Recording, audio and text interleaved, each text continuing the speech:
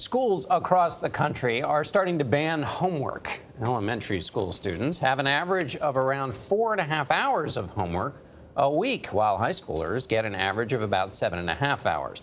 The National Institute of Mental Health says more than 30% of teenagers experience some kind of anxiety, and homework is a major contributing factor. Darby Fox is a child and adolescent family therapist. Good morning. How are you? Good morning. Good. So, is this about learning or is it about anxiety, this idea of getting rid of homework or reducing? I think the current thing about getting rid of homework is about anxiety and trying to reduce that. It should be about learning. We should be able to hit a medium. Is this a way to handle it, though, Darby, to just ban homework altogether? And what is a right amount of homework? No, it's swinging too far. It's like an ultimate reaction. There is a point to homework. And the right amount really is age appropriate. So very young kids, really, sometimes they like the idea that they have something industrious to do at home, and there's no harm in that.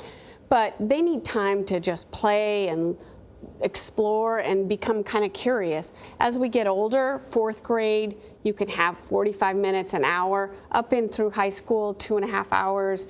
What is appropriate, 3 hours, but schools have really taken it way too far. When did this happen? I think it started with our whole race to get amazing resumes, the best test scores. To get them into schools, right, colleges. Like, what do I need to put on this so I can get to the best college? But that has escalated almost directly with mental health problems, anxiety, depression. Yep. And so much of this is busy work, though. I mean, that seems to be some of the complaint that I'm hearing, at least. And we do so many segments on the need for children to be doing sports, to be socializing with their friends.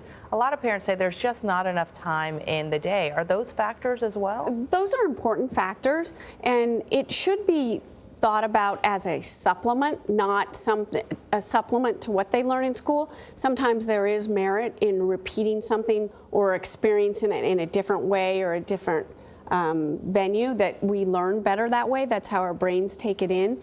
But I don't know that I would say necessarily more time for a sport or another scheduled activity. What I'd really love to see is more time for kids to have nothing to do, unstructured time, so that they have to figure it out on their own. And that's the most important thing that they should be exploring. How do you feel about parent participation in homework?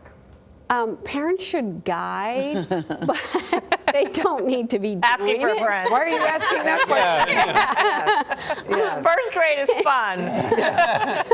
Yeah, 1st grade, it's pretty fun to do the projects, and you want to color it inside the lines.